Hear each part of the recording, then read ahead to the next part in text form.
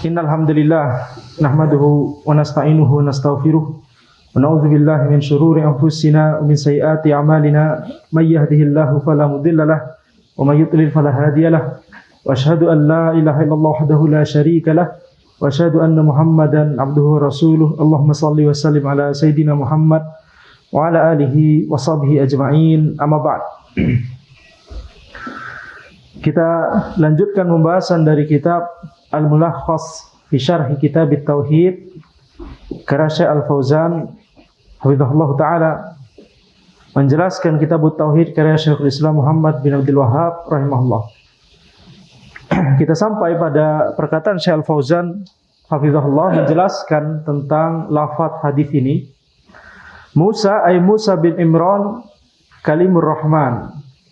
Sampai situ ya terakhir ya. Laisa ma'ahu ahad. Baik. Ay lam yadba'hu min qaumihi ahad. Jadi pada hadis tersebut Nabi Muhammad sallallahu alaihi wasallam menjelaskan bahwa ditampakkan kepada beliau ada nabi yang pengikutnya itu cuma beberapa. Pengikutnya itu cuma beberapa. Fara'aitun nabi wa ma'ahu rahad. Ar-rahad itu jumlahnya kurang dari 10. Aku melihat nabi, pengikutnya itu cuma beberapa, kurang dari 10. Wan nabi wa ma'ahu rajul wa rajulan. Kemudian nabi, pengikutnya itu cuma 1 orang atau 2 orang saja. Wan nabi wa laisa ma'ahu ahad. Dan nabi yang tidak ada pengikutnya sama sekali. Maka di pertemuan sebelumnya kita sudah menjelaskan bahwa ini menunjukkan keberhasilan dakwah itu bukan dengan kuantitas, tetapi ditunjukkan oleh apakah dakwah tersebut sudah sesuai dengan koridor dari syariat, sudah sesuai dengan tuntunan Al-Quran dan As-Sunnah, kemudian niatnya ikhlas atau tidak.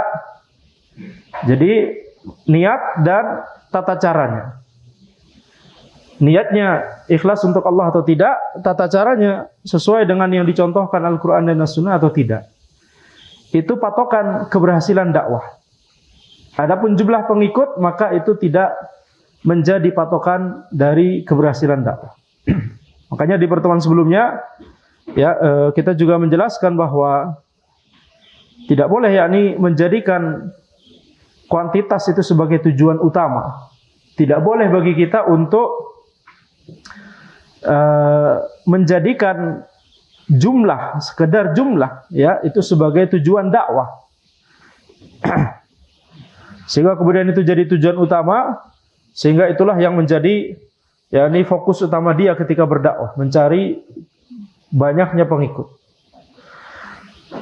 Satu kesalahan atau satu dosa akan berujung kepada dosa berikutnya. Tidak sesuai dengan tata cara dakwah yang benar, maka nanti akan berujung kepada ya kesalahan berikutnya. Kalau fokusnya adalah jumlah, maka nanti gimana kalau misalkan dia melihat ada ulama atau ustadz atau dai lain yang jumlah yang hadir lebih banyak di majelisnya misalkan, maka akan terdorong untuk menjadi hasad, betul tidak? Nah, satu kesalahan akan berujung kepada, akan mengantarkan kepada dosa berikutnya. Baik. Kemudian ada nabi yang pengikutnya banyak, sawadun azim, ashkhasun katsira. Sawadun azim yaitu pengikutnya banyak. Fadzanantu annahum ummati ay likathratihim wa bu'dihi anhum fala yumayyizu ayyanahum. Nabi Muhammad sallallahu alaihi wasallam bersabda, aku berpikir mereka adalah umatku. Ini karena saking banyaknya dan jauhnya sampai-sampai wajah-wajah setiap orang tersebut tidak dikenali oleh Nabi Muhammad sallallahu alaihi wasallam. Sehingga makanya beliau mengira saja begitu ya. Ternyata bukan, itu adalah kaumnya Nabi Musa alaihissalam. Ini menunjukkan bahwa Bani Israel itu di zaman Nabi Musa alaihissalam banyak juga yang mengikuti syariatnya Nabi Musa alaihissalam. Tapi lebih banyak lagi yang menyimpang, ya, lebih banyak lagi yang menyimpang. Jadi syariatnya Nabi Musa alaihissalam Allah Subhanahu wa taala menurunkan Taurat kepada beliau, dan di dalam Taurat itu banyak juga perincian-perincian. Selain masalah akidah dan tauhid, juga masalah-masalah perincian hukum halal haram. Ya. Jadi perincian hukum halal haram tentunya untuk syariatnya Nabi Musa alaihissalam. Tapi intinya Taurat adalah kitab yang berisikan rincian-rincian hukum seperti itu banyak. Ya, sama seperti Al-Qur'an, akan tapi Al-Qur'an tentunya lebih utama, lebih sempurna. Menyempurnakan kitab-kitab yang datang sebelumnya. Jadi dari hadis ini kita mendapatkan kesimpulan bahwa Nabi Musa alaihissalam juga memiliki pengikut yang banyak. Musa bin Imran Kalimur Rahman. Nabi Musa alaihissalam, nama beliau adalah Musa bin Imran Kalimur Rahman. Dijuluki Kalimur Rahman karena ya, beliau itu berbicara dengan Allah Subhanahu wa taala. Allah berfirman kepada Nabi Musa alaihissalam di Bukit Tur. Ini satu-satunya, ini keutamaan ya, keutamaan yang diberikan kepada Nabi Musa alaihissalam ketika di dunia saja sudah yakni Allah berfirman kepada Nabi Musa alaihissalam. Wa kallamallahu Musa taklima. Wa kallamallahu Musa taklima. Allah berfirman kepada Musa, benar-benar berfirman. Yani ditekankan di situ, disebutkan masdar taklima, wa kallama yukallimu takliman, betul tidak? Jadi disebutkan masdar di situ dalam rangka untuk menekankan bahwa Allah Subhanahu wa taala memang benar-benar berfirman kepada Nabi Musa alaihissalam ketika Nabi Musa alaihissalam di Bukit Tur. Jadi itu bukan majas, itu bukan kiasan, itu bukan ilham, tapi dikiaskan Allah berfirman, begitu ya? Tidak. Wa kallamallahu Musa taklima. Allah benar-benar berfirman kepada Musa.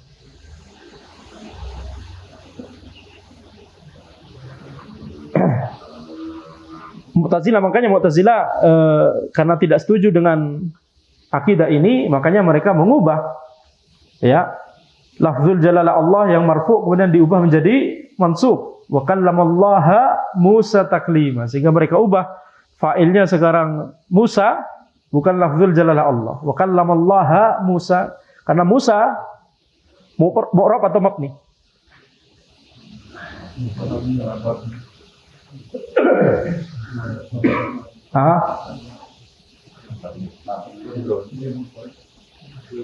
Mu'rab mamnu' min as-sarf.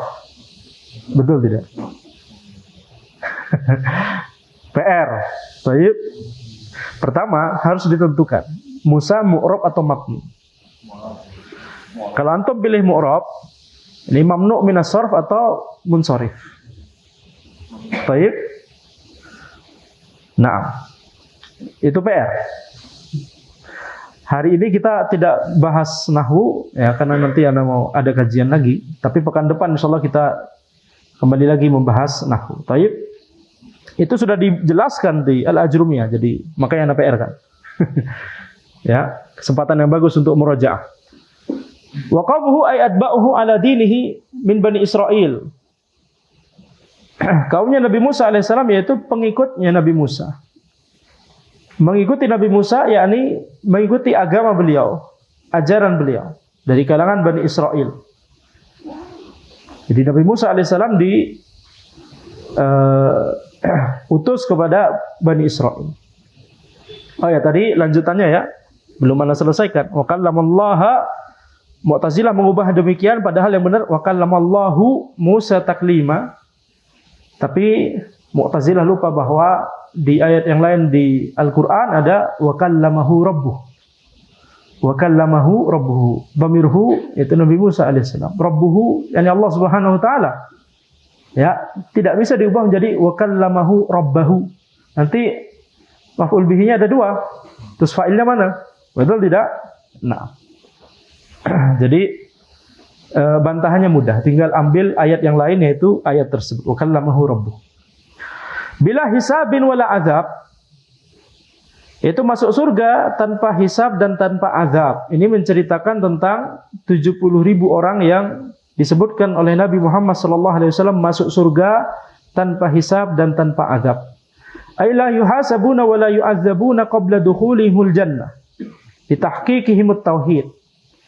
yakni mereka itu tidak dihisab dan tidak diazab sebelum mereka memasuki surga.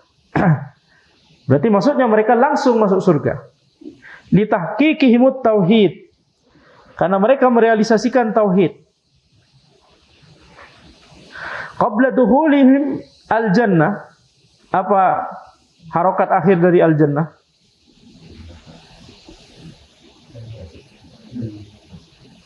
Iya, harokat akhirnya fathah. Litahqiqihimut tauhid, harokat terakhir dari tauhid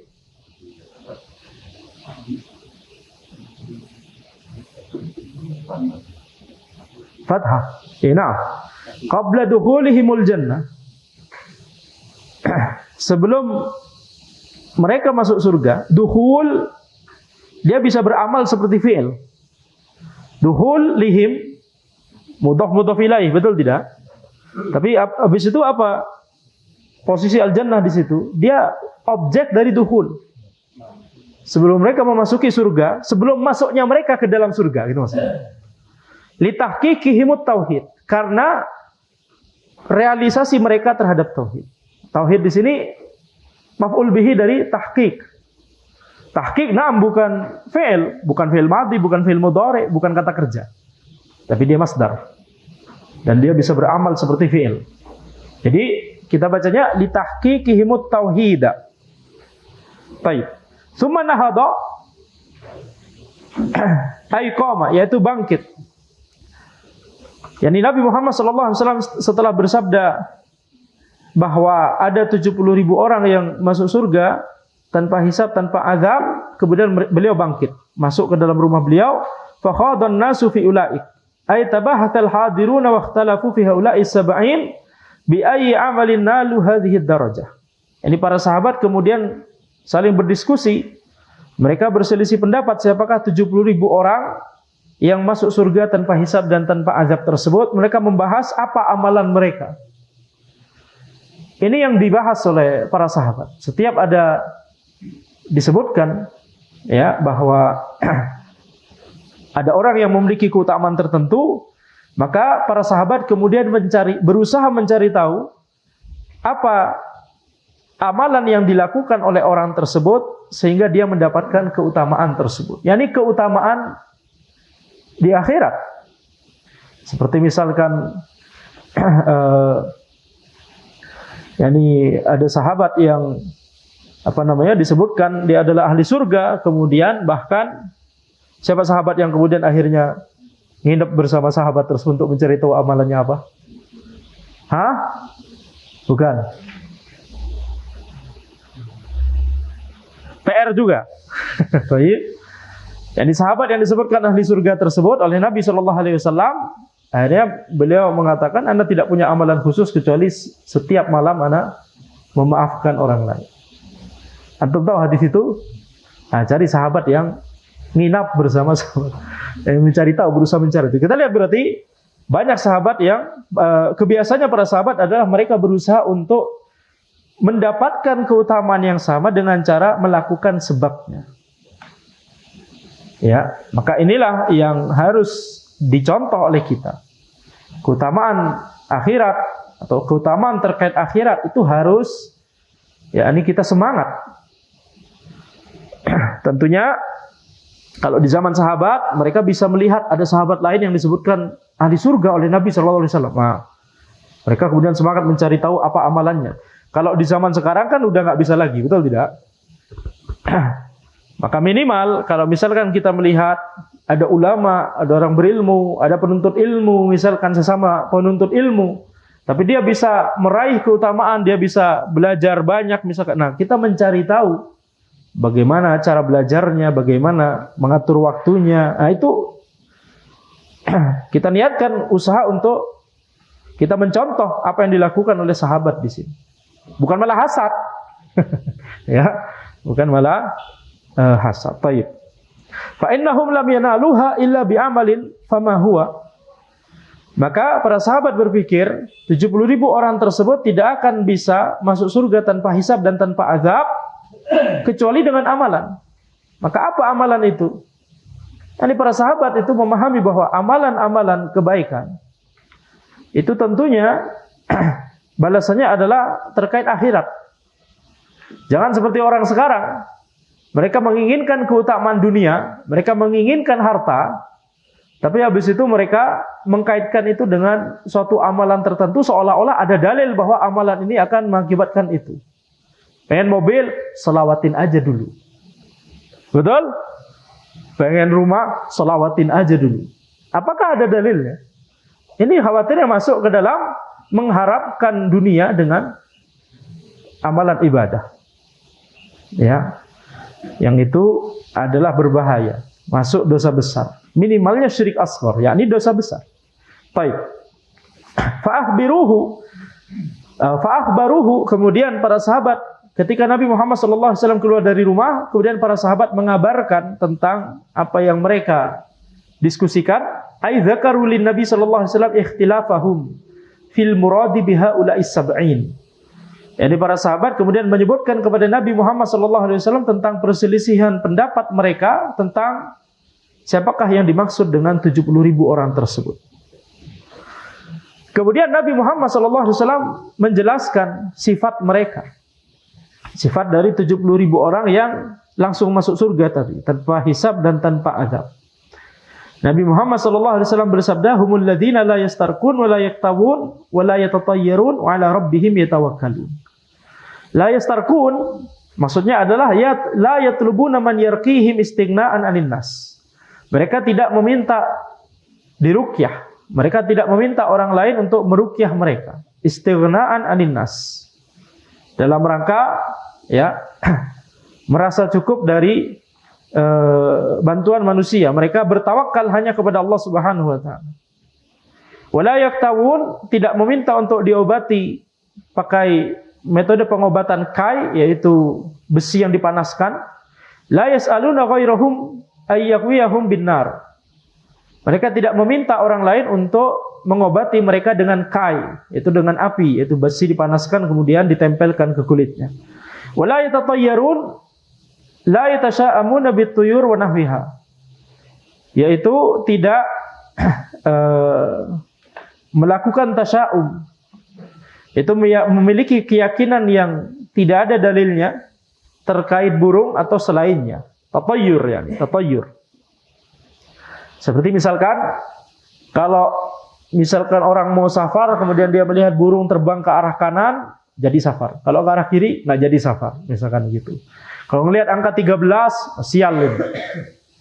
Kalau mau nikah di hari Jumat Kliwon, misalkan, maka ini nggak bagus. Semacam itulah. Itu namanya tatayyur.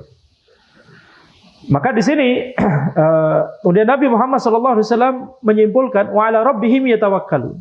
Hanya kepada Rabb mereka bertawakal. Ya'tamiduna fi jami' umurihim alaihi la ala ghairihi wa yafawiduna umurahum ilaihi. Mereka bersandar, 70.000 orang tersebut bersandar dalam setiap perkara mereka hanya kepada Allah, tidak kepada selain Allah Subhanahu wa taala. Mereka menyerahkan perkara mereka kepada Allah. Baik. Dari sini para ulama menyimpulkan bahwa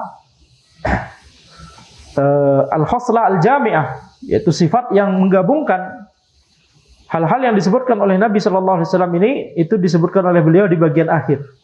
Mereka bertawakal hanya kepada Allah Subhanahu wa taala. Itu sifat dari 70.000 orang tersebut. Bertawakal hanya kepada Allah. Ini sifat yang terpuji.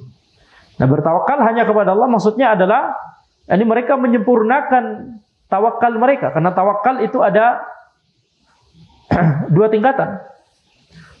Minimalnya ada tawakal minimal, ada tawakal yang sempurna, yang maksimal. Dan itu diisyaratkan di hadis Nabi Muhammad SAW di sini. Kalau seseorang melakukan tatayyur, berarti dia tidak melakukan tawakal sama sekali. Berarti ini contoh, berarti rincian yang disebut oleh Nabi SAW, yaitu poin yang kalau itu dilakukan dia membatalkan tawakal sama sekali. Orang kalau tatayyur berarti dia tidak tawakal kepada Allah Subhanahu wa taala. Meyakini angka 13 itu penyebab sial. Nah, berarti apa? Tidak bertawakal kepada Allah Subhanahu wa taala. Betul? Nah, meyakini bahwa jalan tusuk sate atau apa lagi? duduk di pintu, makan dari pisang yang paling pinggir. Antum tahu tidak? Nggak tahu, cuma di Madura berarti ya. Ada itu di Madura ya. Jadi mungkin bisa dicatat semua itu. Daftarnya nanti panjang ya. Daftar keyakinan-keyakinan yang salah berarti ya. Baik. Apalagi yang antum tahu kalau di sini apa? Duduk di meja. Duduk di meja. Kenapa? Banyak hutang. Banyak hutang. Masya Allah. Ya mungkin baik tujuannya. Meja bukan untuk duduk, betul tidak? Nah, apalagi meja seperti itu antum duduk. Bro. Ya, meja bukan untuk duduk. Cuma alasannya yang kreatif sekali, betul tidak? Nah, ada lagi. Duduk di bantal bikin gitu katanya. Iya, nggak usah dibahas. Ya. Duduk di bantal bisa bikin bisul. Kenapa? Kalau ada kupu-kupu, ada tamu. Ya, Masya Allah. Menarik ya, menarik. Menarik karena kita nggak paham itu kenapa.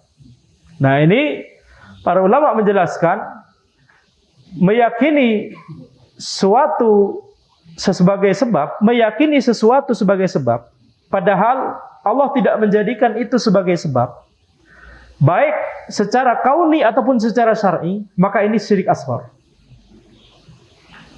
Ya, itu kaidahnya. Meyakini atau menjadikan sesuatu sebagai sebab, padahal Allah tidak menjadikannya sebagai sebab, baik secara kauni, ya ini nggak ada penjelasan ilmiahnya, nggak ada eksperimennya, atau nggak ada, kita bisa logikanya nggak ada sama sekali gitu ya, logika yang normal. Atau Allah tidak menjadikannya sebagai sebab secara syar'i. Kalau Allah jadikan sebagai sebab secara syar'i, misalkan membaca Al-Quran bisa menyembuhkan penyakit ruqyah, ya, secara medis ataupun non medis, penyakit medis ataupun non medis, itu ada dalilnya. Halas, berarti itu sebab yang harus kita yakini. Tapi kalau sesuatu tersebut tidak Allah jadikan sebagai sebab, baik secara kauni ataupun syar'i, maka meyakininya adalah syirik asghar. Jadi kalau tatayur berarti bertentangan dengan tawakal. Itu sama sekali tidak tawakal. Nah, itulah yang kemudian, keyakinan inilah yang kemudian menjadikan orang-orang ya menuju ke jimat, menuju ke, betul tidak, dukun dan seterusnya. Pohon keramat, batu keramat. Betul? Padahal apa hubungannya? Ngasih seserahan atau sesajen pisang, jeruk, mending kita makan daripada ditaruh di bawah pohon keramat, betul tidak? Nah, tapi kalau buah-buahan itu sudah ditaruh di situ, haram untuk kita makan. Ya, haram untuk dimakan. Jadi jangan kemudian iseng, ya udahlah kita makan aja. Ya, itu sudah mubazir. Ya, memang dari awal sudah mubazir. Tapi kalau sudah itu diserahkan, jangan dimakan. Baik. Kemudian kita lihat, adapun rincian yang disebutkan oleh Nabi Shallallahu Alaihi Wasallam, la yastarkun, wala yaktawun, tidak meminta diruqyah dan tidak meminta untuk diobati secara kai, maka hukum asalnya mubah. Ini tidak membatalkan tawakal, tapi ini membatalkan kesempurnaan tawakal. Jadi kalau tatayur membatalkan tawakal sama sekali, kalau minta ruqyah dan minta diobati secara kai, maka ini membatalkan tawakal kesempurnaannya, membatalkan kesempurnaan tawakal. Jadi boleh-boleh saja, bukan dosa. Minta diruqyah oleh orang lain, minta diobati secara kai oleh orang lain, maka ini boleh-boleh saja kalau ada kebutuhan. Hukum asalnya boleh, bukan haram. Tetapi meninggalkannya utama, lebih utama. Meninggalkannya akan membuat kita bisa termasuk dalam 70.000 orang yang masuk surga tanpa hisab dan tanpa azab. Jadi ini sekadar membatalkan kesempurnaannya saja, mengurangi derajat tawakalnya, tidak sampai membatalkannya sama sekali. Baik. Jadi ketika seseorang itu sakit atau ada penyakit non medis atau apa begitu ya, maka sakit medis ataupun non medis, maka ruqyah. Ruqyah itu adalah berdoa kepada Allah Subhanahu wa taala. Ya, bahkan utamakan ruqyah dulu, baru kemudian misalkan itu penyakit medis ya, baru kita berobat dengan obat-obatan secara medis dengan tetap tawakal kepada Allah Subhanahu wa taala. Jangan tawakal kepada obat tersebut. Jangan tawakal kepada dokternya. Direview, oh dokternya ini ahli sekali, banyak yang sembuh dari dia, begitu ya. Kesembuhan itu datangnya adalah hanya dari Allah Subhanahu wa taala. Dokter tersebut cuma sebagai perantara. Obat tersebut cuma sebagai perantara. Dan Allah Subhanahu wa taala mudah sekali bagi Allah untuk menjadikan sesuatu, menetapkan sesuatu walaupun nggak ada sebabnya sama sekali, betul tidak? Nabi Isa alaihissalam lahir dari Maryam yang tidak memiliki suami, betul tidak? Dan tidak berzina dan tidak ada suami. Nabi Adam alaihissalam nggak punya orang tua bahkan. Taib. Nabi Ibrahim alaihissalam tidak terbakar ketika dimasukkan ke dalam api. Ini hubungan sebab akibat yang biasanya ada, tetapi Allah Subhanahu wa taala tetapkan itu tidak ada untuk kasus-kasus itu. Betul? Nah, jadi ini menunjukkan yakni bahwa kita harus hanya bertawakal kepada Allah Subhanahu wa taala ya, ketika kita sakit maka mintalah kesembuhan dan kesehatan hanya kepada Allah Subhanahu wa taala. Adapun perantara-perantara tadi itu bagian dari ikhtiar, karena kita juga diperintahkan untuk berikhtiar, yakni menempuh sebab. Tapi tawakalnya itu hanya kepada Allah. Jadi anggota tubuh kita menempuh sebab, hati kita hanya bertawakal kepada Allah Subhanahu wa taala. Karena tawakal itu adalah amalan hati. Jadi amalannya hati itu adalah bertawakal, amalannya lisan dan anggota tubuh menempuh sebab. Amalan lisan misalkan nelpon dokter, nanya, datang ke dokter, amalan anggota tubuh itu berarti. Jadi berikhtiar, tetapi amalan hatinya tetap bertawakal, bersandar kepada Allah Subhanahu wa taala. Baik. Sabaqaka biha Ukasyah.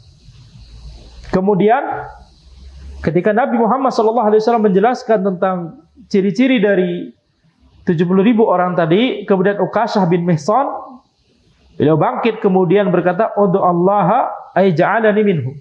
Berdoalah kepada Allah agar Allah menjadikanku termasuk dari mereka. Kemudian Nabi Muhammad SAW bersabda, "Anta minhum." Engkau bagian dari mereka. Kemudian ada orang lain yang berkata yang sama, orang lain bangkit, "Ud'ullaha ay ja'alani minhum." Berdoalah kepada Allah agar Allah menjadikanku termasuk dari mereka. Kemudian Nabi Muhammad SAW bersabda, "Sabaqaka biha Ukasyah." Ya, Ukasyah telah mendahuluimu. Ai ila ihrazi hadhihi sifat au sabaqaka bisu'al. Ya, ini ada dua kemungkinan kata Syekh Al-Fauzan hafizahullah, yaitu Ukasyah telah mendahulimu maksudnya adalah mendahului dalam masalah sifat-sifat tersebut. Yani Ukasyah lebih memiliki sifat tersebut daripada antum. Ya, berarti Ukasyah bisa masuk, antum tidak bisa masuk. Nah, gitu maksudnya. Atau ada kemungkinan lain, yaitu sabaqaka bisu'al. Ukasyah telah mendahulimu untuk meminta hal tersebut, yaitu meminta Nabi Muhammad SAW berdoa kepada Allah. Dan karena Ukasyah telah mendahulimu, maka kesempatannya cuma satu itu saja. Nanti kalau dua, nanti bersahabat yang lain minta semua. Nah, jadi ada dua kemungkinan ini. Jadi kalau di kemungkinan kedua, bukan berarti kemudian orang tersebut tidak masuk. Cuma karena nggak bisa lagi, Nabi Muhammad SAW tidak mau mendoakan lagi, begitu ya, cukup sekali aja. Baik. Tapi kalau kemungkinan pertama, maka ya orang itu nggak masuk ke 70.000 tadi. Al-makna al-ijmali lil hadis, makna umum dari hadis ini adalah yasifu lana Husain bin Abdurrahman hiwaran dara fi majlisi Sa'id bin Jubair. Husain bin Abdurrahman, beliau menceritakan sebuah pembicaraan yang ada di majelisnya Sa'id bin Jubair. Bimunasabati inqidadi kaukabin fil lail, yaitu terkait bintang jatuh pada malam hari. Jadi Sa'id bin Jubair bertanya kepada murid-muridnya, siapakah yang melihat bintang jatuh tadi malam? Fa akhbarahum Husain annahu syahada inqidadahu. Kemudian Husain mengabarkan bahwa beliau menyaksikan bintang jatuh tersebut semalam. Li'annahu lam yakun hina dzak na'iman. Karena pada saat itu beliau tidak tidur, tidak sedang tidur. Illa annahu khafa ayyadhunnal hadiruna annahu mara'an najma illa li'annahu yusalli. Akan tapi Husain bin Abdurrahman kemudian khawatir orang-orang yang hadir di majelis itu akan mengira bahwa Husain ini tidak tidur semalam karena sholat malam. Fa'arada yadfa'a an nafsihi ihama ta'abbudin. Maka Husain kemudian ingin mengklirkan masalah tersebut, ya, tidak mau orang itu mengira bahwa beliau sedang melakukan ta'abbud, sedang beribadah kepada Allah semalam, padahal itu lam yaf'alhu, padahal itu tidak beliau lakukan tadi malam. Ya, jadi tidak ingin dilihat atau dinilai lebih tinggi dari yang seharusnya. Ka'adati salaf fi hirsihim 'alal ikhlas. Ini seperti kebiasaan para generasi terdahulu yang saleh, yaitu tentang semangat mereka untuk menjaga keikhlasan. Tidak mau mengklaim atau tidak mau dinilai dengan derajat yang dia tidak pantas atau belum pantas kepada derajat itu. Maka fa'akhbaru bisabab al-haqiqi. Husain kemudian mengabarkan tentang sebab yang sebenarnya, mengapa beliau tadi malam itu tidak tidur sehingga bisa melihat bintang jatuh. Fa'akhbaru bisabab al-haqiqi liyaqadzatihi wa annahu bisababi isabatin hasalat lahu. Ya, jadi sebab hakiki mengapa beliau tetap terjaga tadi malam itu karena ada sesuatu yang menyengat beliau. Ada kalajengking yang menyengat beliau. Fantaqala al-bahts ila su'ali amma sana'a hiyalatil kal isabah. Kemudian Sa'id bin Jubair mengubah arah pembicaraan, tidak lagi berbicara tentang bintang jatuh tersebut, tetapi kemudian bertanya apa yang Husain bin Abdurrahman lakukan ketika disengat kalajengking tersebut. Fa akhbaru annahu alajaha bi ruqyah. Kemudian Husain mengabarkan bahwa beliau mengobatinya dengan ruqyah, yakni meminta orang lain untuk meruqyah beliau. Fa sa'alahu Sa'id an dalilihi asy-syar'i ala ma sana. Kemudian Sa'id bin Jubair bertanya tentang dalil syar'i atas apa yang beliau lakukan tersebut. Fa dzakara lahul hadits al-warid an Rasul sallallahu alaihi wasallam fi jawazir ruqyah fa sawwabahu fi amalihi bid dalil. Kemudian Husain bin Abdurrahman itu mengabarkan sebuah hadis yang diriwayatkan dari Rasulullah sallallahu alaihi wasallam tentang bolehnya ruqyah. Kemudian Sa'id membenarkan tindakan Husain tersebut karena Husain telah melakukannya sesuai dengan dalil. yakni dalil yang sampai kepadanya. Maka ini menunjukkan bahwa ketika dalam masalah fikih ada perbedaan pendapat, kemudian ternyata pendapat yang hak di sisi Allah itu adalah pendapat A, tetapi ilmu yang sampai ke kita sekarang adalah pendapat B yang pendalilannya kuat, karena kita cuma sampai kepada kita dalil-dalil yang mendukung pendapat B, ya kita amalkan pendapat B, itu terpuji. Nah nanti ketika kemudian ternyata kita sampai mendapatkan dalil-dalil lain yang itu mendukung, lebih menguatkan pendapat A, dan memang itu secara ilmiah memang lebih kuat pendapat A daripada pendapat B. Nah setelah kita mendapatkan ilmu baru tersebut, ya sudah kita amalkan pendapat yang A. Demikianlah para generasi terdahulu yang soleh itu dalam beramal. Itu yang dilakukan oleh Abu Bakar, Umar, Utsman, Ali, semuanya. Mereka beramal sesuai dengan ilmu yang sampai kepada mereka. Kalau ilmu baru datang, halas, mereka tentunya akan beristihad dulu, akan dipikirkan dulu ini berarti bagaimana pendapat yang hak.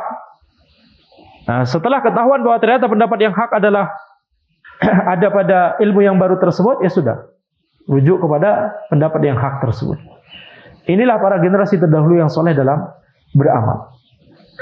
Ya, jadi bukan kemudian fanatik mazhab atau fanatik kepada syekh tertentu, atau fanatik kepada ulama tertentu, atau fanatik kepada jamiah tertentu atau lulusan ma'had tertentu, fanatik kepada selain Al-Quran dan As-Sunnah itu tidak boleh. Ya, jadi ini tidak boleh. Nah makanya di sini Sa'id bin Jubair tidak mengkritisi Husain ketika Husain itu menjelaskan bahwa beliau mengamalkan itu berdasarkan hadis yang sampai kepada beliau, maka khalas. Tetapi kemudian Sa'id bin Jubair kemudian makanya di hadisnya Sa'id bin Jubair berkata apa? yaitu ketika Husain bin Abdurrahman menyampaikan hadis yang beliau ketahui, kemudian Sa'id bin Jubair berkata, qad ahsana man intaha ila masami. Ya, telah melakukan perbuatan yang bagus, yaitu orang yang berhenti sesuai dengan apa yang dia dengar. Yaitu berhenti sesuai dengan ilmu yang dia ketahui, dia mengamalkan ilmu yang dia ketahui pada saat itu. Walakin hadatsana Ibnu Abbas. Nah, kemudian Sa'id bin Jubair kemudian menyampaikan hadis yang tidak diketahui oleh Husain. Nah, ini namanya diskusi ilmiah. Ini namanya diskusi ilmiah. Bukan berarti kemudian ya sudah itu di mazhab itu maka halas itu dalilnya yang dipakai mazhab itu halas, kita nggak usah sebutkan dalil yang digunakan mazhab lain untuk membahas. Udah biarkan aja mazhab ini begini, mazhab itu begitu. Ya untuk keperluan belajar secara ilmiah, ya udah kita biarkan mazhab Hanafi demikian apa adanya sesuai dengan yang didapatkan dari para ulama Hanafiyah. Mazhab Maliki biarkan begitu apa adanya, mazhab Syafi'i demikian, mazhab Hambali biarkan demikian. Dalam rangka untuk melestarikan pendapat-pendapat mazhab tersebut. Tapi kalau kita mau beramal, kita harus melakukan studi secara ilmiah, betul tidak? Nah, kalau belum bisa melakukan studi secara ilmiah, maka ya baru boleh kita yakni mengambil salah satu mazhab tersebut untuk kita amalkan, atau kita mengikuti pendapat guru kita sekali lagi tanpa taklid. Tanpa taklid maksudnya berarti kalau kita nanti semakin lama belajarnya semakin banyak, sehingga semakin mengetahui, semakin bisa menimbang mana dalil yang lebih kuat, maka kita harus menuju kepada dalil yang lebih kuat sesuai studi kita pada saat itu. Tapi sini jelas? Baik. Ya, kalau awam terus gimana? Ya sudah, kalau awam terus ya sudah berarti ngikut terus tanpa taklid tadi. Kita ngikutin mazhab ini atau kita ngikutin ulama ini bukan karena kebenaran cuma ada di situ, tetapi karena kita nggak bisa ngapa-ngapain. Kita nggak bisa menelaah, kita nggak tahu bahasa Arab, nggak bisa baca kitab gundul. Betul tidak? Nah, jadi apa yang harus dilakukan? Ya sudah. Fas'alu ahla dzikri in kuntum la ta'lamun. Bertanyalah kepada ahli ilmu jika engkau tidak mengetahui. Baik. Tsumma dzakara lahu halatan ahsana mimma fa'al. Kemudian Sa'id bin Jubair mengabarkan kondisi yang lebih bagus daripada kondisi yang lebih baik daripada yang dilakukan oleh Husain bin Abdurrahman. Wa hiya tarakki ila kamalit tauhid bitarkil umuril makruhah ma'al hajati ilaiha. Yaitu naik tingkat menuju kesempurnaan tauhid dengan cara meninggalkan perkara-perkara yang makruh ma'al haja ilaiha, yaitu ketika ada kebutuhan terhadapnya. Walaupun ada kebutuhan terhadapnya, maka tetap kita tinggalkan karena itu itu akan menunjukkan kesempurnaan tawakal kita. Yakni ini disekat kalajengking, ada kebutuhan untuk meminta diruqyah. Tapi kalau misalkan dia meruqyah dirinya sendiri, itu lebih baik. Itu maksudnya. Baik. Jadi walaupun ada kebutuhan, tetapi kalau itu ditinggalkan, maka itulah kesempurnaan dari tawakal. Jadi kalau ruqyah, jangan meminta diruqyah oleh orang lain, ruqyah diri kita sendiri. Karena kita bisa meruqyah, semua orang bisa meruqyah diri kita sendiri. Karena ruqyah pada hakikatnya adalah kita berdoa kepada Allah, meminta kepada Allah kesembuhan. Kemudian kai, kita jangan meminta diobati secara kai. Tapi kalau obat-obatan yang lain, para ulama ini tidak mengkiaskan kai dengan obat-obatan yang lain. Jadi obat-obatan yang lain, kalau misalkan kita sakit, kemudian kita mengambil sebab tersebut, wallahu alam, itu tidak bertentangan dengan hadis ini. Karena hadis ini, kai tersebut khusus untuk kai saja. Wallahu alam. Tapi tetap dengan catatan, ketika kita berobat, tetap kita harus bertawakal kepada Allah Subhanahu wa ta'ala. Mengapa para ulama menyimpulkan demikian, kai ini tidak dikiaskan dengan obat-obatan yang lain. Karena Nabi Muhammad SAW juga berobat. Betul? Kalau itu bukan kesempurnaan tawakal, kalau itu mencederai kesempurnaan tawakal, Nabi Muhammad SAW tidak akan melakukannya. Baik, jadi obat-obatan medis yang lain, ya, selama bukan berobat dengan api di sini dengan besi yang dipanaskan, maka itu tidak masuk dalam hadis ini. Tapi tetap harus kita tawakal kepada Allah, karena tadi dijelaskan di akhir sifat intinya, karakteristik inti dari semua rincian yang disebutkan, 3 rincian yang disebutkan oleh Nabi SAW tersebut adalah intinya kita menyempurnakan tawakal kita kepada Allah Subhanahu wa Ta'ala. Baik. Nah, kemudian jadi ketika seseorang itu meninggalkan hal-hal tersebut dalam rangka untuk menyempurnakan tauhidnya, menyempurnakan tawakalnya, tawakkulan 'ala Allahi ka halati sab'ina al-alf alladzina yadkhuluna al-jannah bila hisabin wala azab. Jadi tawakalnya kepada Allah seperti yang dicontohkan oleh 70.000 orang yang masuk surga tanpa hisab dan tanpa azab, haitsu wasafahumur Rasul sallallahu alaihi wasallam bi annahum yatrukuna ruqyah wal kai tahqiqan litauhid. Itu di mana Rasulullah sallallahu alaihi wasallam mensifati mereka bahwa mereka itu meninggalkan ruqyah, ini minta diruqyah maksudnya, dan meninggalkan kai dalam rangka merealisasikan tauhid.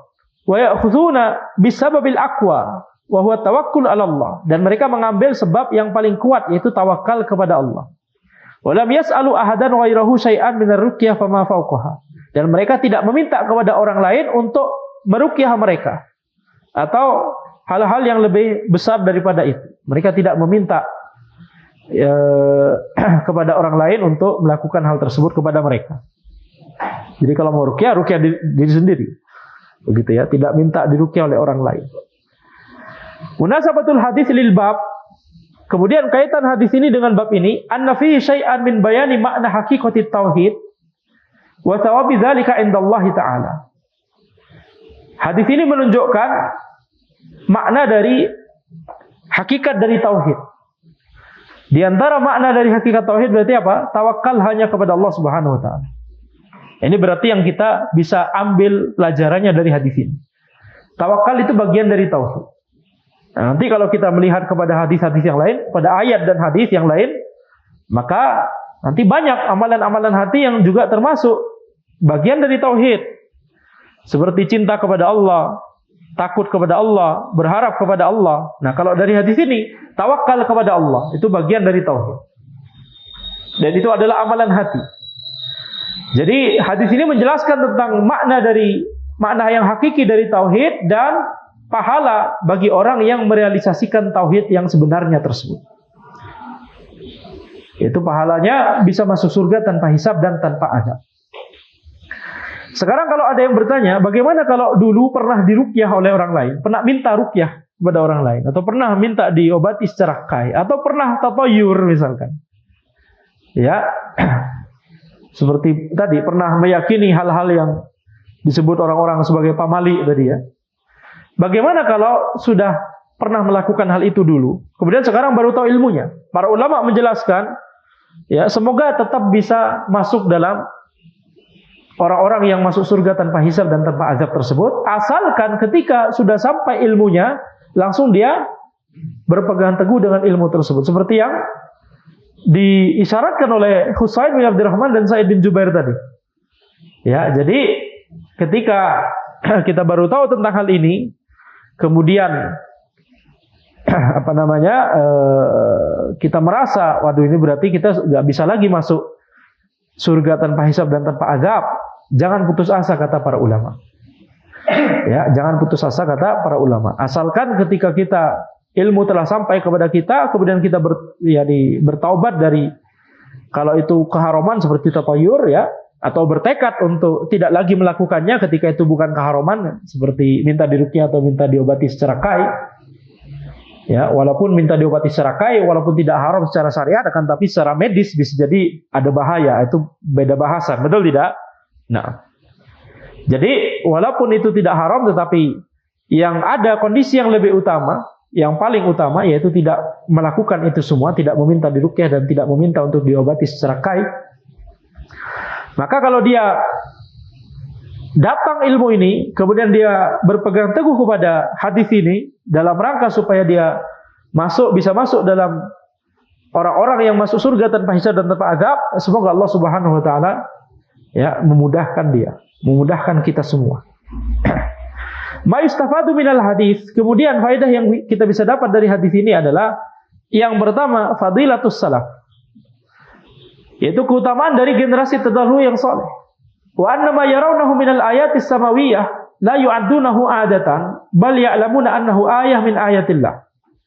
Mereka melihat bahwa tanda-tanda langit mereka tidak menjadikannya itu sebagai kebiasaan saja, akan tapi mereka menjadikannya sebagai salah satu tanda dari tanda-tanda Allah, tanda-tanda kebesaran Allah Subhanahu wa taala. Yang di langit ataupun di bumi semuanya, di dalam makhluk ciptaan Allah ini semuanya. Maka para generasi terdahulu yang soleh itu tidak kemudian, ya itu bisa dijelaskan dengan sains. Itu perkara biasa saja.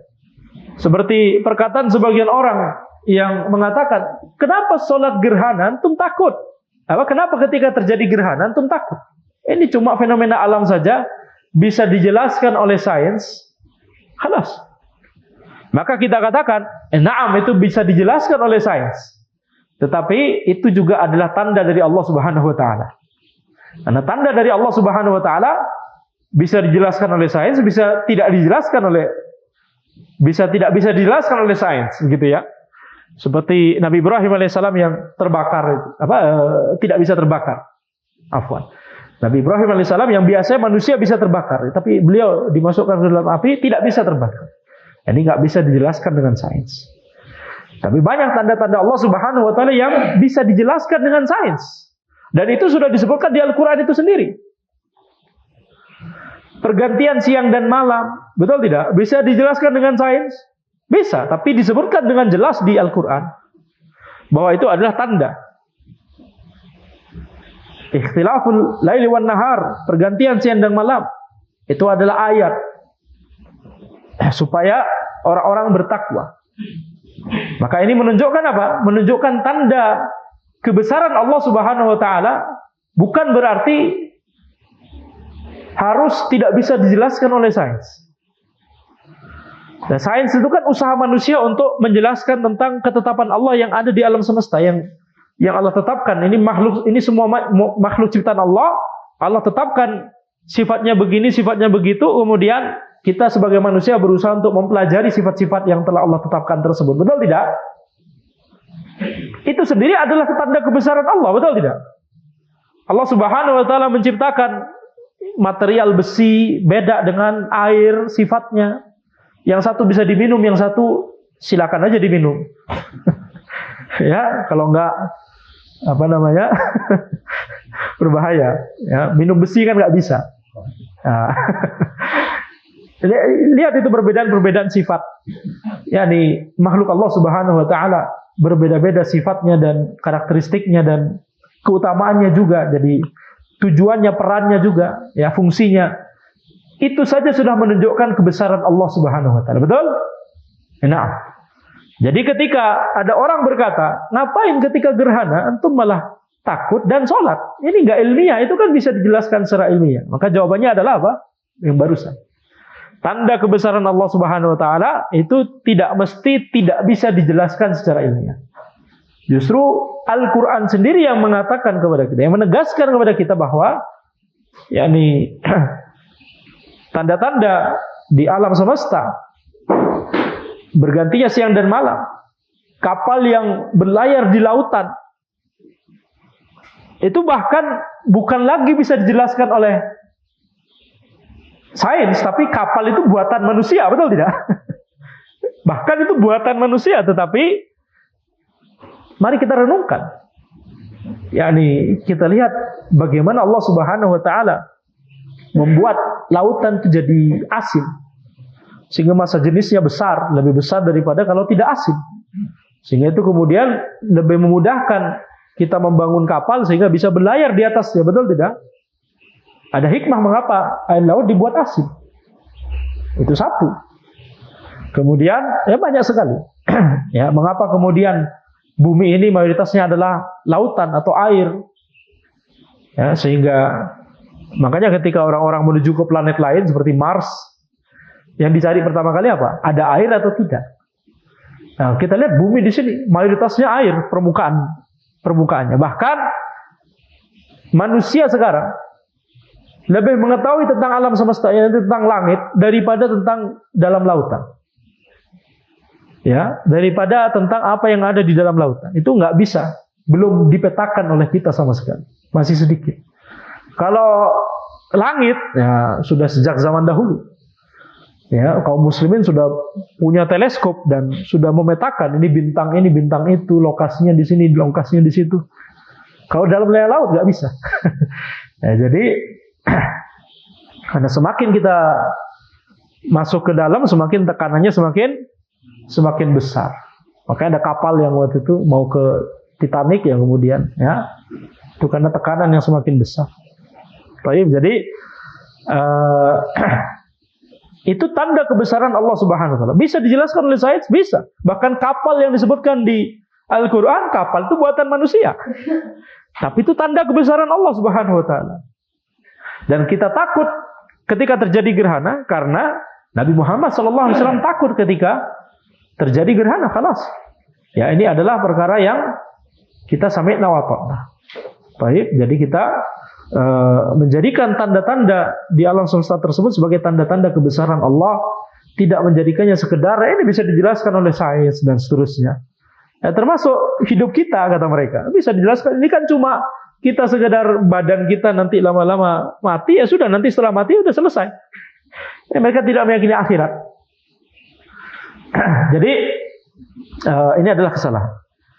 Kemudian faedah kedua, hirsus salaf alal ikhlas wa syiddati ibti'adihim anir riya. Semangat dari generasi terdahulu yang soleh untuk menjaga keikhlasan dan bagaimana semangat mereka untuk menjauh dari riya. Sebagaimana yang dilakukan oleh Husain tadi, menjelaskan bahwa semalam beliau bukan karena sholat tetapi karena tersengat kalajengking, nggak bisa tidur. Poin ketiga, talabul hujjah ala sihatil mazhab wa inayatis salaf bid dalil. Faedah ketiga adalah meminta hujjah atas kebenaran pendapat yang diambil oleh orang tersebut. Jadi semangat untuk mempelajari apa dalilnya. Wa inayatis salaf bid dalil. Perhatian generasi terdahulu yang soleh kepada dalil-dalil. Ini yang harus kita senantiasa miliki ketika belajar agama. Kita harus semangat mencari tahu apa dalilnya. Bahkan walau orang tersebut adalah penuntut ilmu pemula, harus semangat bertanya apa dalilnya. Nah, pendalilan yang rumit bisa jadi dia belum bisa pahami sekarang, tetapi di setiap bidang ilmu syar'i, bukankah kita mempelajari dari yang dasar dulu, betul tidak? Dari masalah-masalah yang mudah dulu. Nah, sampaikan dalil-dalil yang mudah. Misalkan belajar fikih, sangat bisa untuk di level awal penuntut ilmu pemula kita tetap sampaikan ada dalil-dalil, walaupun tidak sebanyak yang disebutkan di kitab-kitab tebal gitu ya. Tapi minimal kita mengajarkan bahwa penuntut ilmu juga harus mengetahui dalil, walaupun sekarang belum semuanya karena masih pemula. Tapi harus ajarkan bahwa ini apalagi hukum-hukum yang besar, yang mendasar gitu ya, wajibnya sholat, haramnya zina, kemudian syarat-syarat sah, syarat-syarat wajib. Nah itu kan, itu masih mudah untuk disebutkan dalil-dalilnya. Disebutkan dalilnya.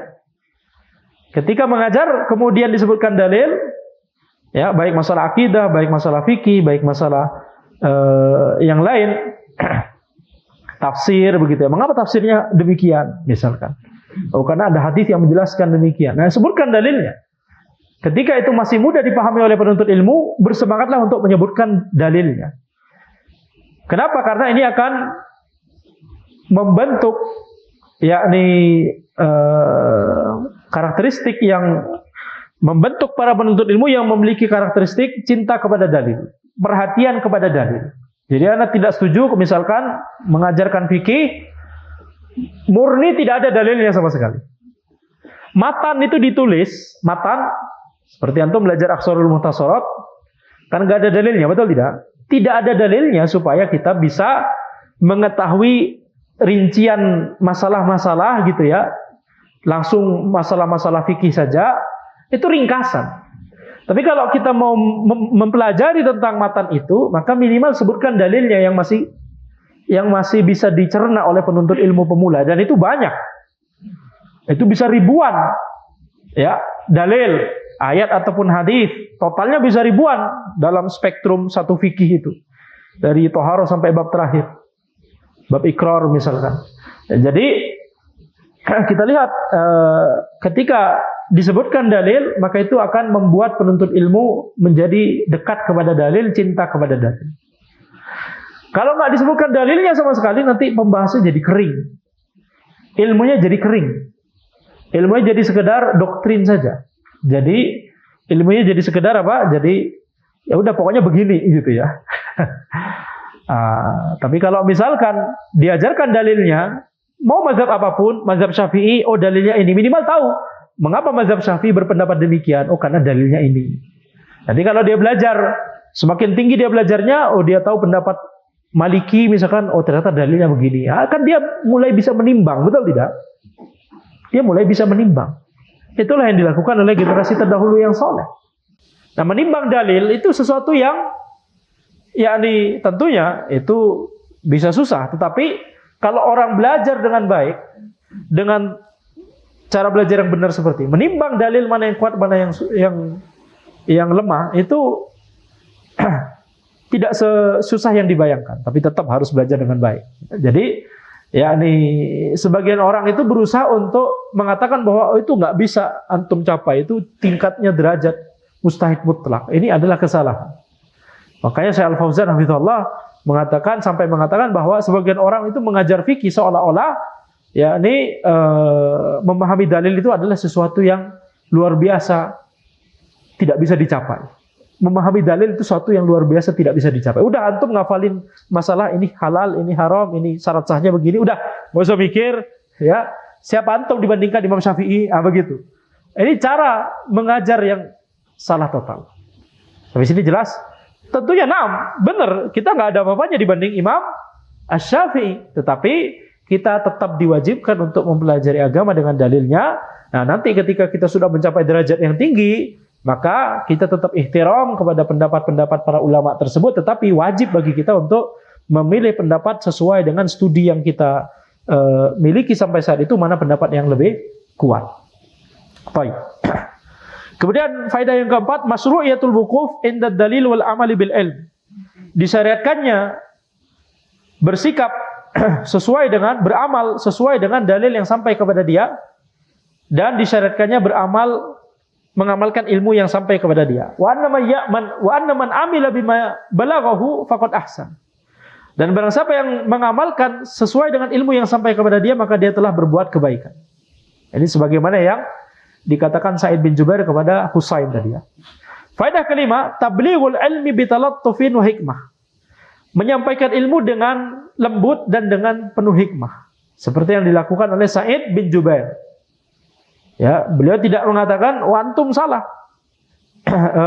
Tetapi ditanyakan apa dalilnya? Itu nanya dalil terlebih dahulu, itu penting. Itulah yang diajarkan oleh Sa'id bin Jubair di sini. Faedah keenam, ibahatur ruqyah. Faedah yang keenam adalah bolehnya ruqyah. Karena ada hadis yang disampaikan oleh Husain bin Abdurrahman tadi. Itu bolehnya meruqyah, bolehnya ruqyah dan bolehnya meminta diruqyah. Itu hukumnya boleh tadi yang Anda katakan. Tapi ada kondisi yang lebih utama, yaitu meninggalkan tidak mau diruqyah oleh orang lain, itu akan membuat kita ya biiznillah termasuk orang-orang yang masuk surga tanpa hisab dan tanpa azab. Kemudian yang ketujuh, irsyadu man akhadha bi syai'in masyru'in ila ma huwa afdalu minhu. Menunjukkan kepada, memberikan pengarahan kepada orang yang mau mengambil sesuatu yang disyaratkan, itu disyaratkan tapi kita mengarahkan dia kepada sesuatu yang lebih baik. Ruqyah, ya ini boleh, tetapi kita arahkan dia kepada sesuatu yang lebih baik. Yaitu tidak meminta diruqyah. Kemudian yang kedelapan, fadilatun nabiyina Muhammadin sallallahu alaihi wasallam haitsu uridat alaihi al-umam. keutamaan dari Nabi kita Muhammad SAW yaitu bahwa beliau itu ditampakkan kepada beliau umat-umat dari Nabi terdahulu dan juga umat beliau. Ini zahirnya adalah keutamaan yang hanya diberikan kepada beliau SAW. Kemudian faedah berikutnya, anal anbiya mutafawituna fi adadi atba'ihim. Para nabi itu berbeda-beda jumlah pengikutnya. Ada yang banyak seperti Nabi Musa alaihissalam dan Nabi Muhammad SAW. Ada yang beberapa, ada yang sedikit, ada yang satu saja, ada yang tidak ada pengikut sama sekali. Tetapi ini tidak mengurangi derajat mereka sebagai nabi. Tidak mengurangi atau menurunkan keutamaan mereka, atau menurunkan keutamaan dakwah mereka, atau kualitas dakwah mereka. Kualitas dakwah mereka adalah kualitas yang baik, yang paling baik, karena mereka adalah nabi dan rasul.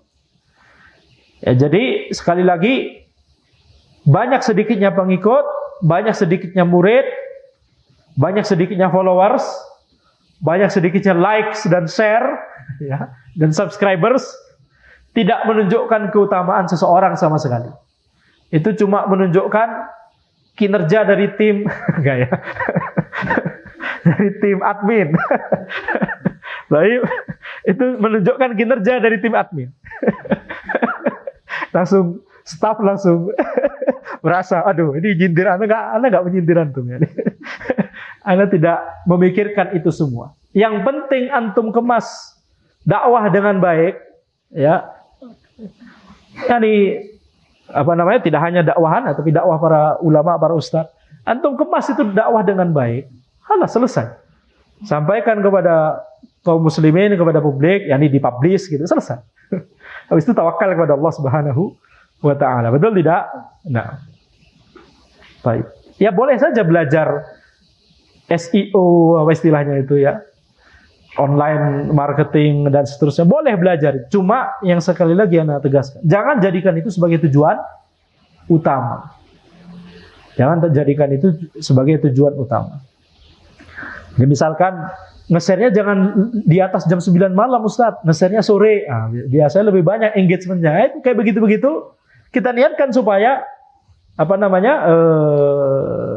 ini lebih banyak bisa dimanfaatkan oleh kaum muslimin, tapi jangan kemudian mengharapkan mana jumlah like-nya mana, gitu ya. Like-nya banyak ini.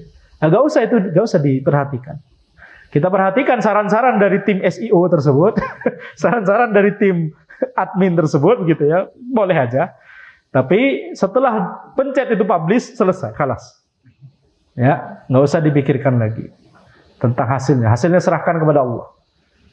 Ternyata setelah kita balik lagi, muncul hujatan-hujatan komen ya. Ya nggak apa-apa, alhamdulillah, betul tidak? Nah, seperti video pendek terakhir Anda di YouTube, ada yang komen doktrin.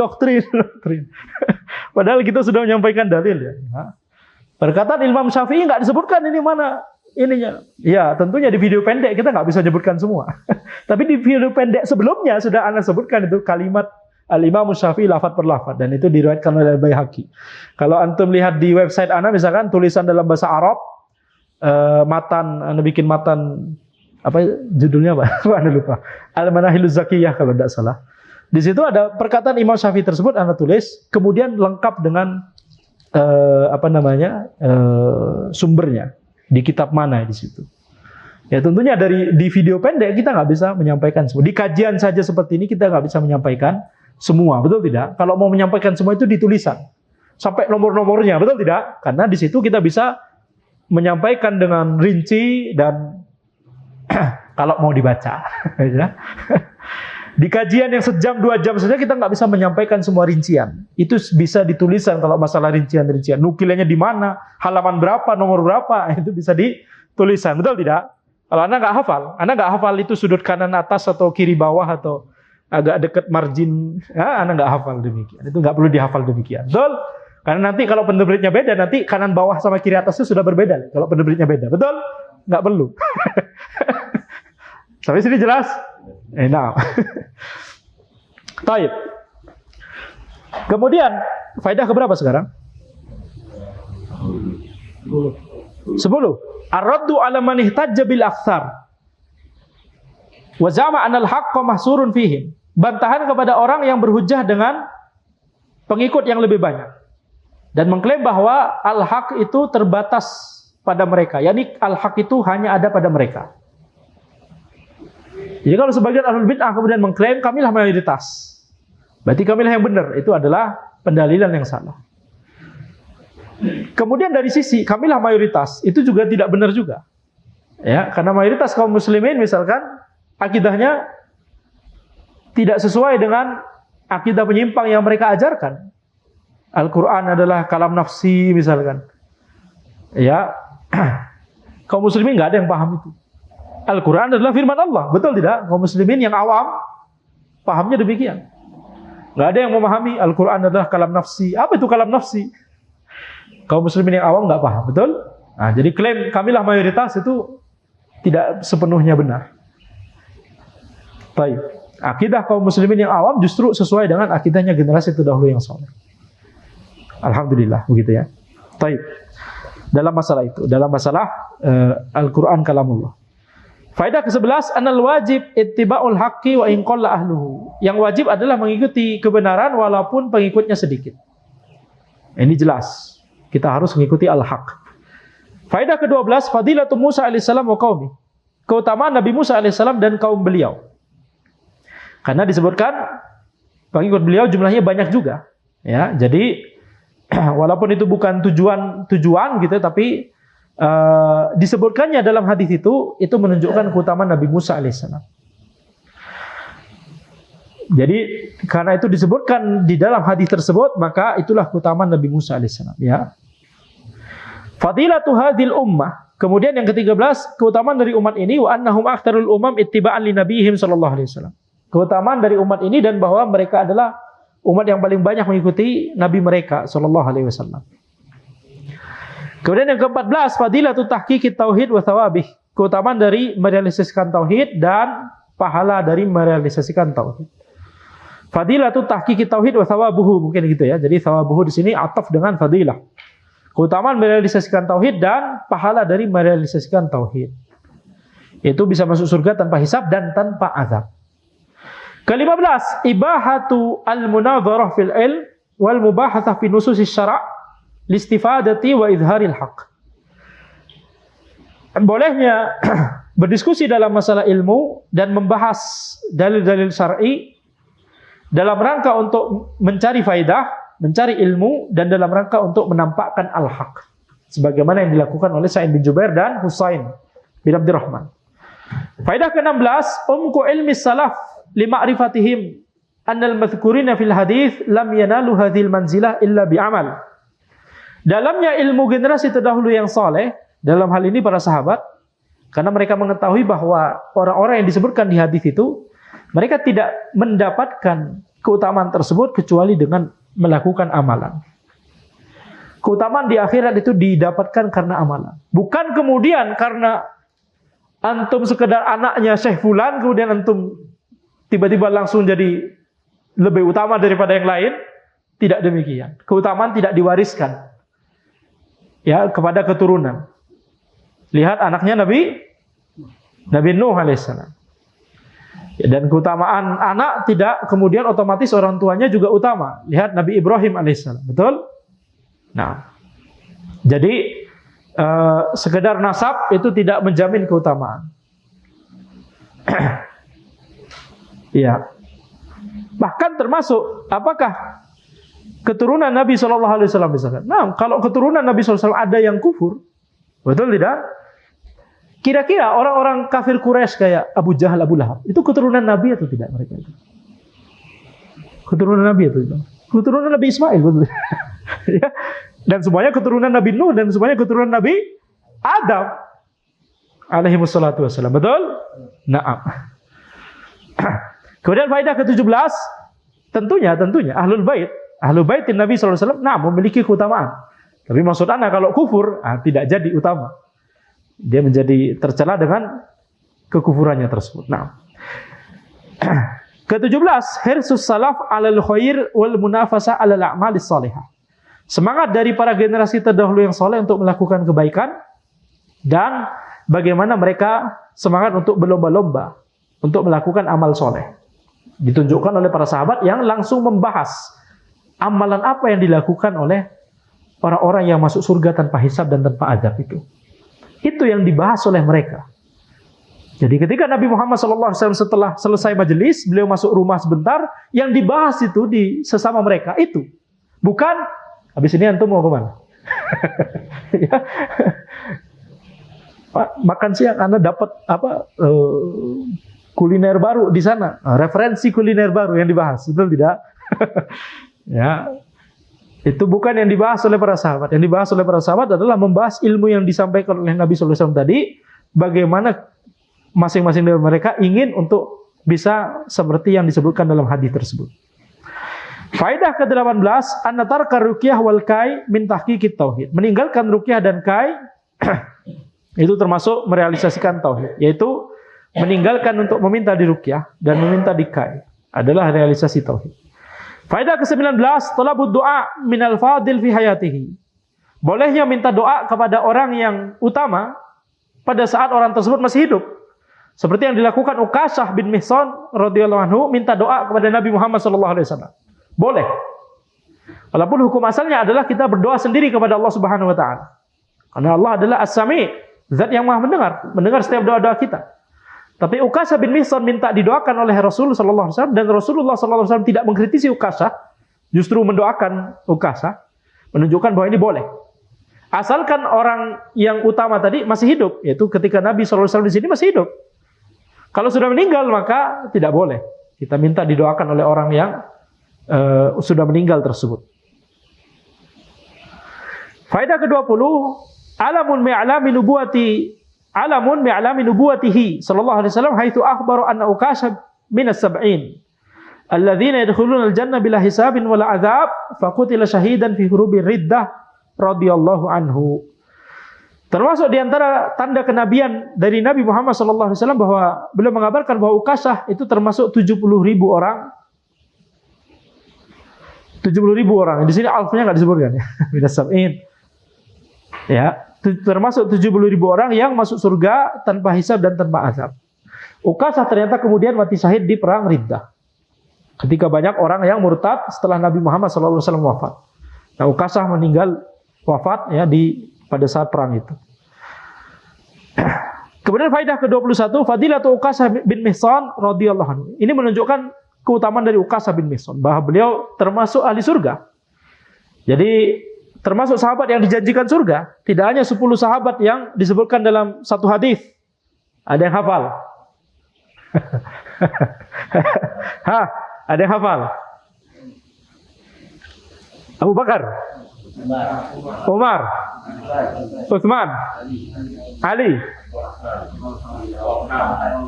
Talha, Sa'ad bin Sa'ad bin Abi Waqqas, Sa'id bin Zaid, Zubair bin Al-Awwam, Abu Ubaidah bin Al-Jarrah, Abdurrahman bin Auf, ya. 10. Baru kapan itu dia nafi? yang hadir juga dia nafi. Yang hadir juga dia nafi. Yang selalu hadir itu berarti ya, makanya mereka langsung ketar-ketir ketika anak-anaknya. Khawatir. Baik, alhamdulillah bisa jawab sampai 10 tadi ya. Masya Allah, barakallahu fikum. Jadi tidak hanya 10 itu, tapi juga ada sahabat-sahabat yang lain seperti Bilal, seperti Uqashah di sini. Betul? Nah. Kemudian faedah ke-22, isti'malul mu'aridina.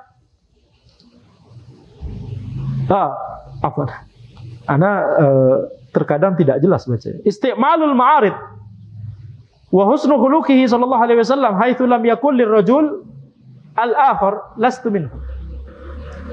Penggunaan ma'arid yaitu lafaz-lafaz yang halus, menolak dengan halus.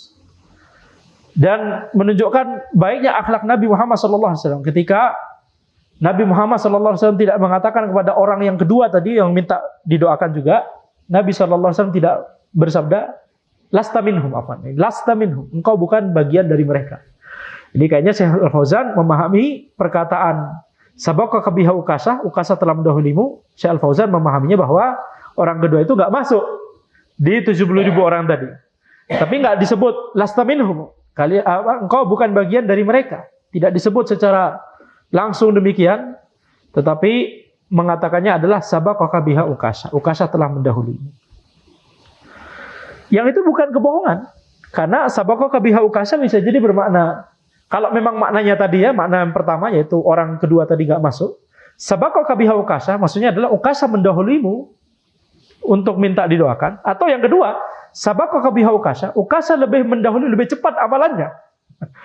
Yang fastabiqul khairat, dalam masalah fastabiqul khairat, Ukasha lebih cepat darimu. Jadi makna sabaqaka biha Ukasha bisa bermakna dua. Jadi bukan kebohongan. Nah, kemudian faedah ke-23, saddu dzara'i li'alla yakuma man laisa ahlan fayuraddu wallahu a'lam. Faedah ke-23 adalah saddu dzara'i, menutup jalan yang bisa menuju kepada keharuman atau kemadharatan. Li'alla yakuma man laisa ahlan fayuraddu wallahu a'lam. Agar orang yang bukan ahlinya di situ tidak kemudian bangkit sehingga kemudian ditolak. Wallahu a'lam. Apa yang dimaksud faedah ini? Apa hubungannya dengan hadis tadi?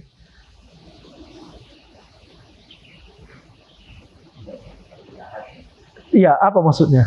Kaitannya dengan hadis tadi apa? Faedah ke-23 ini. Saddu dzara'i li'alla yakuma man laisa ahlan fayuraddu wallahu a'lam. Menutup jalan sehingga tidak ada orang yang bukan ahlinya kemudian berdiri kemudian ditolak.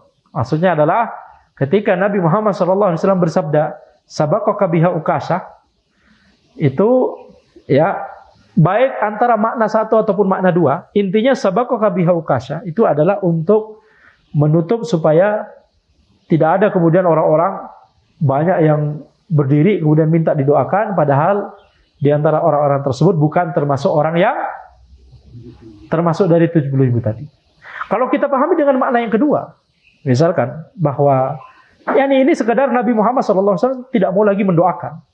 Bisa jadi orang yang kedua tadi tetap masuk dalam 70.000, betul tidak? Tetap masuk. Lihat bagaimana semangatnya beliau untuk beramal.